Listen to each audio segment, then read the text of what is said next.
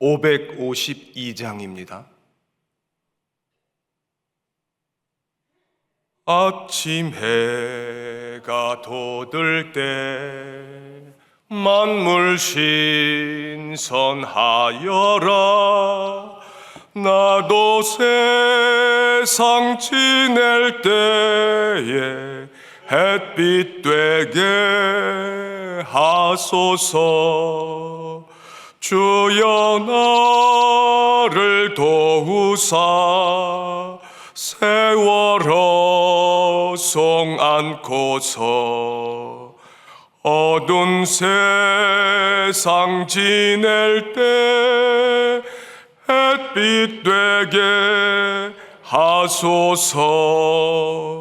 새로 오는 광음을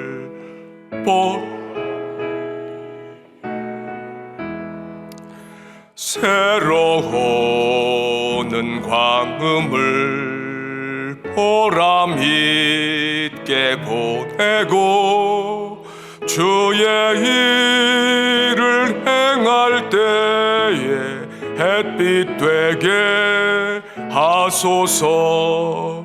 주여 나를 도우사 세월호 송 안고서 어두운 세상 지낼 때 햇빛 되게 하소서.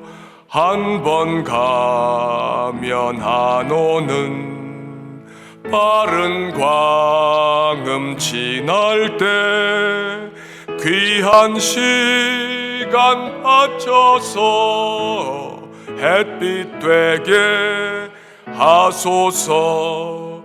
주여 나를 도우사 세월호 송 안고서 어두운 세상 지낼 때 햇빛 되게 하소서.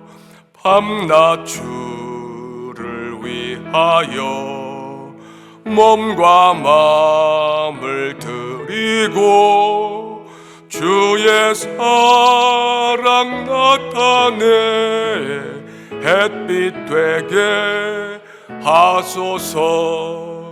주여 나를 도우사 세월호 송 안고서 어두운 세상 지낼 때 햇빛 되게 하소서. 아멘. 하나님 말씀 여호수아 1장 10절부터 18절까지입니다.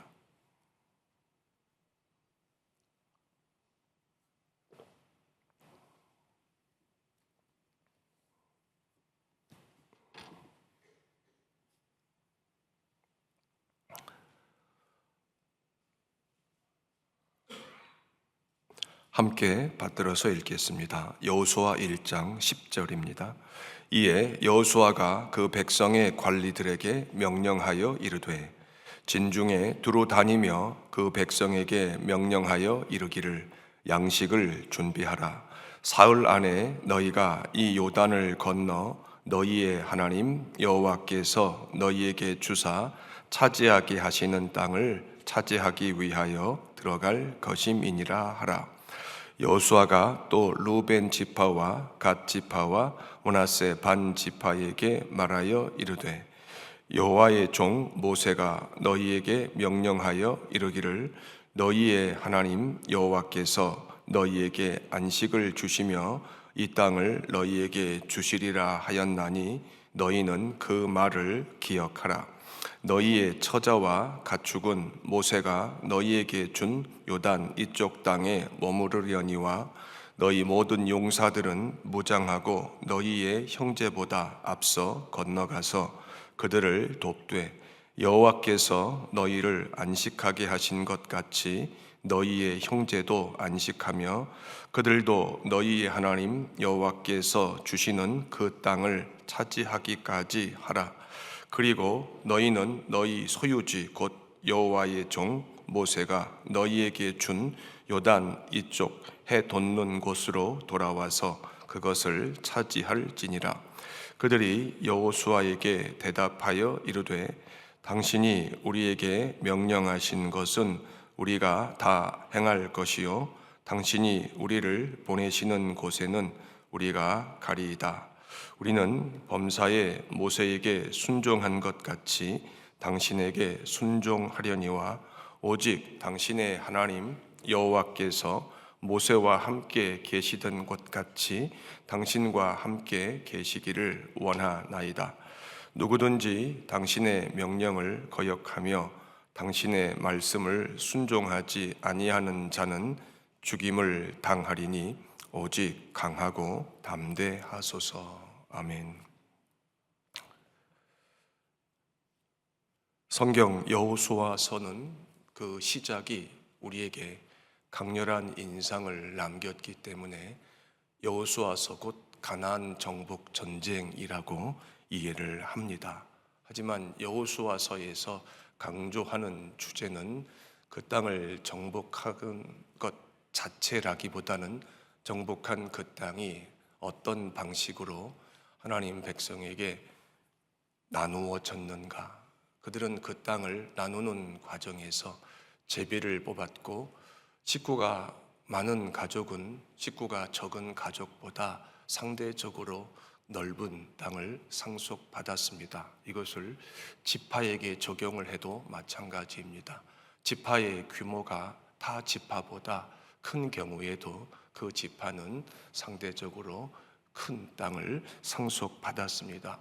그리고 받은 그 땅에서 그들이 안식을 누리는 것이 궁극적인 목적인데 그 안식을 누리는 것은 이스라엘이 자손 대대로 하나님과의 관계 속에서 인격적으로 어떤 관계를 유지하는가에 있다는 것을 우리에게 강조합니다.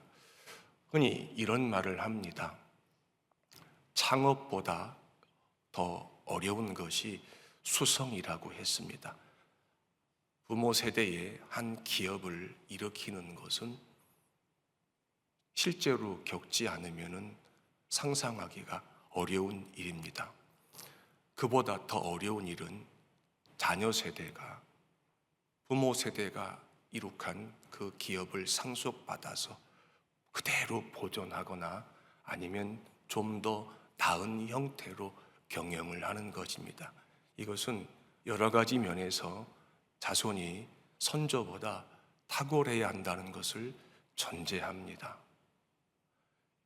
사람 사는 세상 역사 속에서도 이것이 진리인 것처럼 사람들에게 인식이 된다면 하나님의 구원이 하나님의 자녀에게 상속이 되었을 때 그 구원을 이 땅에 사는 동안에 얼마만큼 누리느냐는 사실 구원을 받는 것 이상으로 많은 수고를 요한다는 것 우리가 이미 배웠습니다.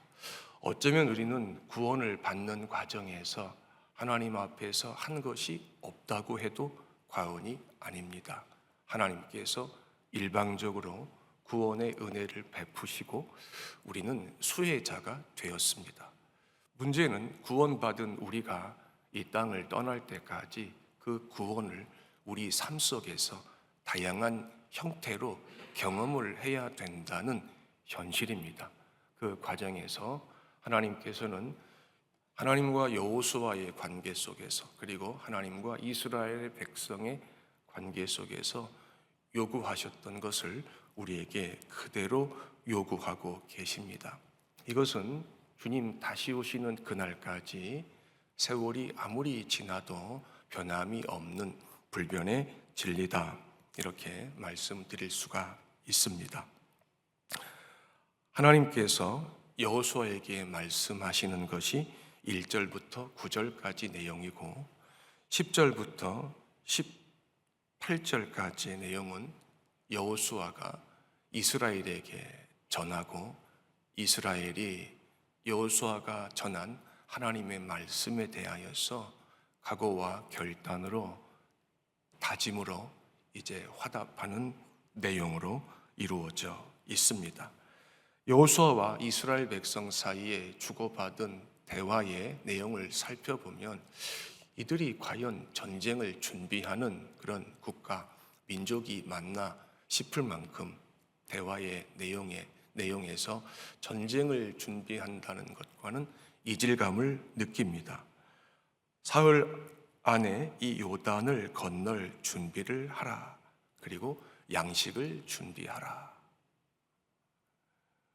그 다음에 요단 동편 땅을 상속받은 므낫세 반 지파와 르벤 지파와 갓 지파 합쳐서 두 지파하고 반 지파입니다. 이런 겁니다. 레위 지파를 제외한 12지파가 약속의 땅을 상속을 받는데, 약속의 땅은 크게 요단강을 중심으로 동과 서로 나누어집니다. 이스라엘 백성이 모세와 함께 요단 동편을 일단 점령하고, 모세는 요단 동편 느보산에서 천국으로 갔습니다.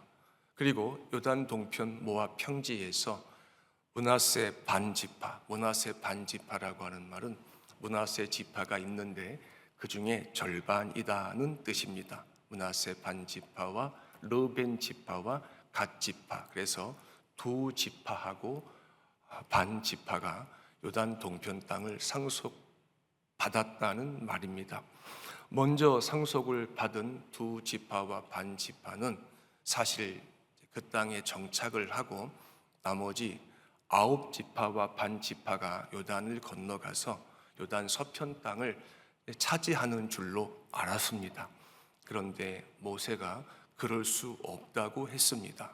모세는 먼저 그 땅을 상속받은 두 지파와 반 지파에게 너희는 형제 지파가 아직 땅을 상속받지 못했으니 그들이 요단 서편 땅을 상속받고 그들이 정착하는 것을 본 후에 너희 처자식에게로 돌아와서 비로소 안식을 누린다.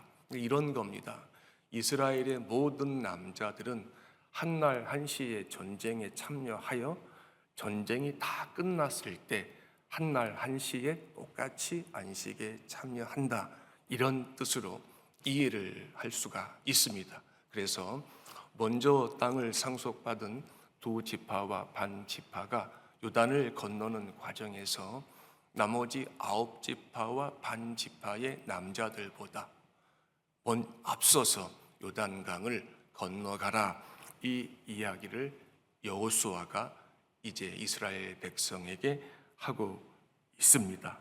그러자 18절에서 그들이 화답합니다. 예, 우리는 당신이 명령하신 대로 다 행할 것입니다. 그리고 당신이 보내시는 곳에는 우리가 갈 것입니다. 그러면서 17절과 18절에 보니까 당신은 하나님께서 함께 하시는 사람이오니 누구든지 당신의 명령을 거역하는 자는, 당신의 말에 순종하지 않는 자는 당연히 죽임을 당하게 될 것입니다. 강하고 담대하소서 격려를 합니다. 참 재미있습니다. 보통 전쟁이 발발할 때 지휘관이 병사들을 격려합니다. 그러면 병사들이 사기가 진작되어 지휘관의 명령에 일사불란하게 반응을 하지요. 근데 이 장면에서는 이스라엘 백성들이 여호수아를 어떻게 합니까? 격려하고 있습니다. 그러니까 여호수아가 1절부터 9절까지에서는 하나님으로부터 직접 격려를 받았습니다. 그리고 10절부터 18절의 내용에서는 하나님 백성인 이스라엘에게로부터 또 한 번 격려를 받습니다. 주목해야 되는 부분입니다. 하나님께서 교회를 세우실 때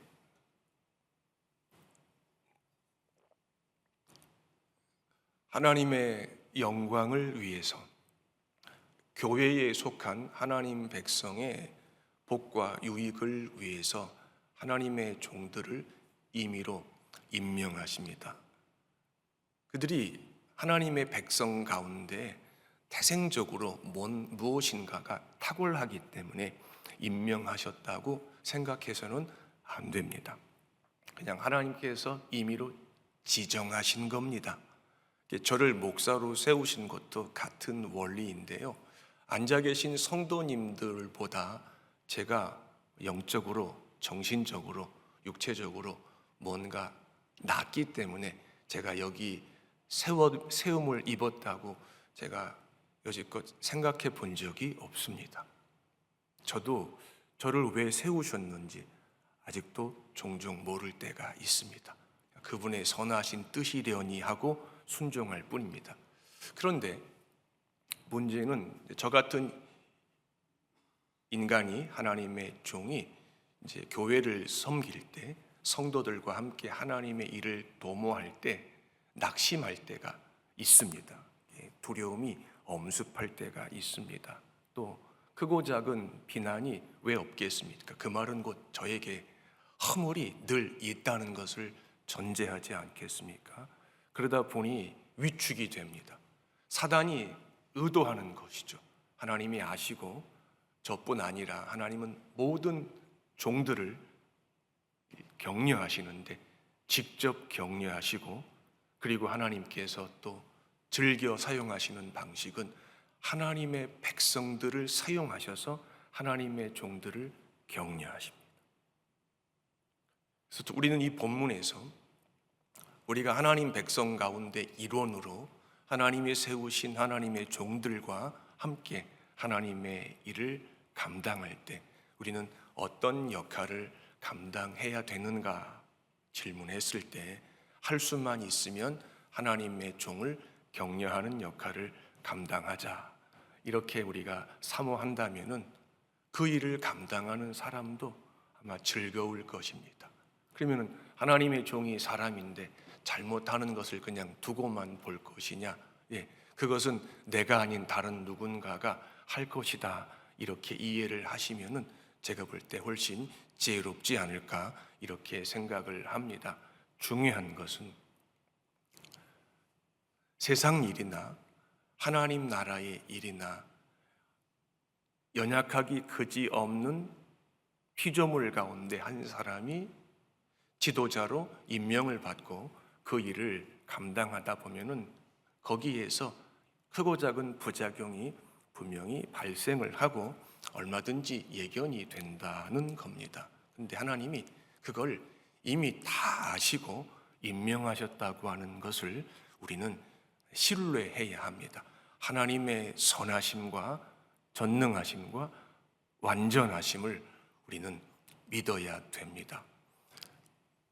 상황이 우리가 수용할 수 있는 경우에는 하나님을 신뢰하는 것이 그렇게 어렵지 않습니다. 반대로 앞에 펼쳐진 상황이 우리가 상식적으로 납득이 되지 않을 때는 우리는 첫째, 사람에게 실망을 하고, 둘째, 그 사람을 세우신 하나님의 뜻에 대해서 혼란스러워한다는 겁니다. 그런데 여러분, 하나님이 임의로 지명하신 자를 통해서 하나님의 일을 꾸준히 해오시는데, 하나님의 일이 인간의 능력 없음과 부적격함으로 인해서 좌절된 적은 역사 속에서 단 한 번도 없습니다. 잠언 기자가 이것을 이렇게 확증해 줍니다. 악인조차도 악한 날에 그 쓰임에 적당하게 하신다라고 말씀하십니다. 악인도 쓰신다면 하나님께서 쓰시지 못할 부류의 인생이 어디 있겠습니까? 우리는 그 하나님의 선하심과 전능하심을 어떤 상황에서도 신뢰하는 법을 배우는데 멈춤이 있어서는 안 될 것입니다. 여호수아가 이제 하나님과 하나님 백성 사이에서 자기 역할을 감당하고 있는데, 이 여호수아가 어떤 사람이었냐면은 이 여호수아는 호세아라고 불려진 사람이었습니다. 호세아. 이름의 의미는 구원입니다. 그런데 모세가 이 호세아라고 하는 이름을 여호수아라고 바꾸어 부릅니다. 여호수아는 하나님의 구원입니다. 자, 호세아라고 하는 이름의 의미보다 여호수아라고 하는 이름의 의미가 구원의 주체가 하나님이신 것을 확연하게 강조합니다. 네, 두 이름 다 구원이라고 하는 의미를 내포하고 있습니다만 구원의 주체가 누구냐라고 했을 때 여호수아라고 하는 이름이 하나님을 더 분명하게 드러낸다는 뜻입니다. 이 여호수아는 여호수아 1장 1절에서 이미 소개가 되었지만 40년 동안 모세의 종으로 수고했습니다. 모세가 40년간 출애굽 역사와 광야 40년 역사를 감당할 때 모세의 시종 역할을 감당했습니다. 그리고 여호수아서 마지막 24장에 가보면 그의 죽음을 기술하면서 이렇게 표현합니다. 하나님의 종 여호수아가 죽었다, 이렇게 말합니다. 여호수아 1장 1절은 모세의 종 여호수아로 시작합니다. 24장 마지막 부분에는 하나님의 종 모세가 여호수아가 죽었다, 이렇게 말합니다. 그리고 이 여호수아를 우리가 출애굽기 33장에서 또 보게 되는데요. 금송아지 우상 숭배 사건으로 인해서 이스라엘이 하나님의 진노를 샀습니다. 하나님께서 이스라엘을 버리고 모세를 조상으로 하는 새로운 이스라엘을 조성하시겠다고 말씀을 하셨을 때 모세가 하나님을 가로막아 섭니다. 그때 모세가 처음에는 하나님을 회막에서 만납니다. 그때 하나님께서 모세에게 말씀을 하시고 모세가 이제 회막을 떠났을 때 모세의 시종 여호수아가 회막을 떠나지 않았다라고 밝히고 있습니다. 출애굽기 33장 7절, 8절, 9절, 11절에 보면은 그 내용이 나옵니다. 꼭 주목하셔야 되는 내용입니다. 여호수아가 모세가 떠난 회막을 여호수아가 떠나지 않고 있었다는 겁니다. 자기가 섬기는 주인이 하나님과 만나서 볼 일을 다 보고 이제 이스라엘 백성들에게 하나님의 뜻을 전하기 위해서 회막을 떠나면 그의 시종인 여호수아도 당연히 모세를 따라가야만 합니다. 그런데 여호수아가 무슨 일인지는 모르겠지만 모세를 수종하지 않고 수행하지 않고 회막을 떠나지 않고 있었다는 겁니다. 무슨 뜻일까요? 모세가 만났던 그 하나님을 여호수아가 만나고 싶었습니다. 그리고 하나님께서 아마 여호수아의 마음에 그 마음을 주셨을 것이고 여호수아는 모세와 별도로 하나님을 대면하는 은혜를 아마 그 시간에 분명히 경험했을 것입니다.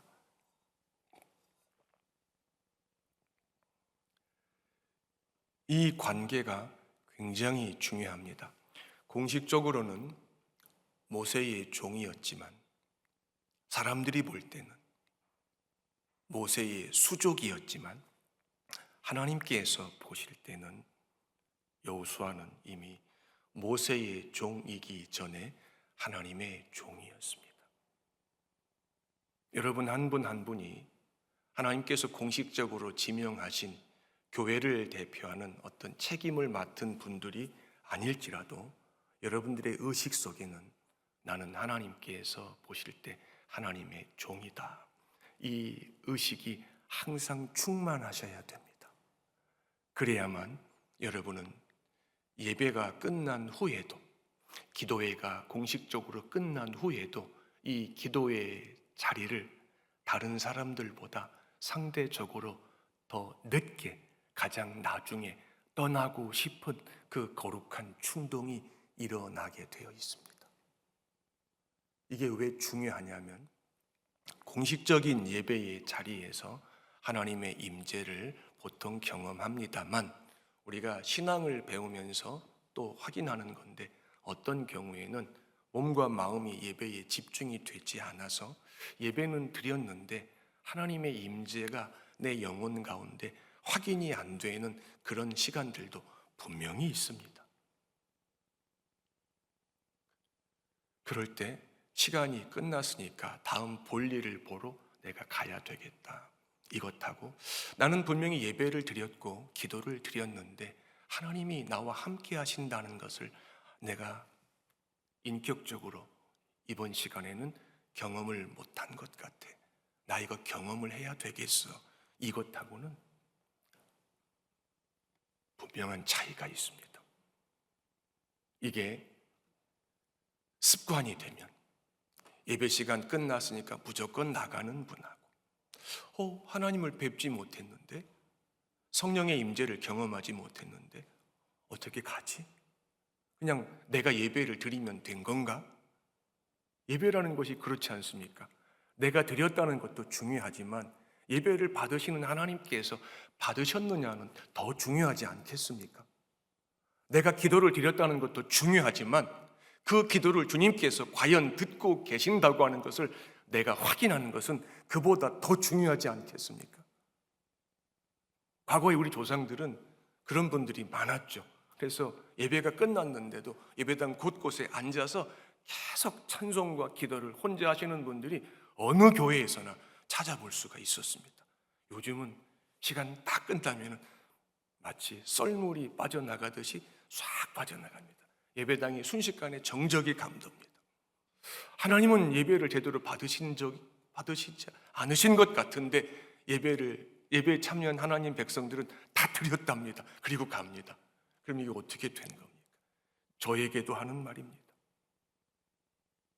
제가 새벽 기도를 참여할 때에 목사이기 때문에 제가 이 자리에 더 오래 남아있기도 하지만 제가 그 습관이 청년 때부터 몸에 뱄었습니다. 오후 예배를 드릴 때 목사님이 기도를 시키고 음악을 틀어놓고 가십니다. 그러면 한 10분, 20분 지나면 다 나가십니다. 그럼 예배당에 저 혼자만 남아 있습니다. 그때 제 기도가 본격적으로 시작되었던 적이 종종 있었습니다. 왜? 하나님을 만나고 싶었습니다. 내 안에 계시는 내주하시는 성령의 임재를 체험하고 싶었습니다. 저는 2025년 새해를 시작하는 첫 새벽 기도에 참석하신 우리 화평교회 성도님들이 올 한 해 예배의 자리에서건 공적인 기도의 자리에서건 믿음의 조상 여호수아가 하나님 앞에서 입었던 그 은혜를 여러분들도 꼭 입게 되시기를 주의 이름으로 축원합니다. 그리하여 여러분이 하나님의 임재를 경험하지 못하셨다면 경험하실 때까지 이 자리에서 하나님이 나를 만나 주시기를 사모하셔야 됩니다. 그럴 때 나를 사랑하는 자들이 나의 사랑을 입고 나를 간절히 찾는 자가 나를 만나게 된다는 그 약속을 하나님이 지키시는 것을 여러분들은 목격하실 겁니다. 그런 여러분들이 세상으로 나갔을 때 세상에 그 어떤 것이 여러분을 감히 유혹할 수 있겠습니까? 육신의 정욕과 안목의 정욕과 이생의 자랑이 여러분을 유혹할 때 여러분이 쉽게 흔들리시겠습니까? 그럴 수 없습니다. 여호수아 1장 10절부터 18절까지의 말씀 속에서 우리가 오늘 아침에 한 해를 시작하면서 마음에 새겨야 될 하나님의 음성을 들었습니다. 우리가 공식적으로는 목사의 지도를 받는 성도인 것 분명하지만 하나님과 나 사이에서 나는 먼저 하나님의 종이다라고 하는 것을 꼭 기억하십시오. 나는 하나님의 종이다. 그리고 하나님이 지명하신 하나님의 종들이 나와 똑같은 인간이기 때문에 두려워하고 위축되고 낙심천만일 때가 항상 있다. 그럴 때마다 나는 그들을 격려하는 자가 되는 사명을 감당하고 싶다. 이걸 사모하십시오. 그리고 마지막으로 내가 예배의 자리에서 하나님을 인격적으로 경험하지 못했을 때 나는 하나님을 경험할 때까지 쉽게 그 자리를 떠나지 않겠다. 하나님이 세미한 음성으로 말씀하실 때까지 나는 그 자리에서 하나님을 기다리겠다. 여호수아가 회막을 떠나지 않았듯이 이 세 가지를 꼭 염두에 두시면서 한 해를 믿음으로 사시는 우리 화평교회 성도님들 되시길 주의 이름으로 축원합니다. 기도합시다.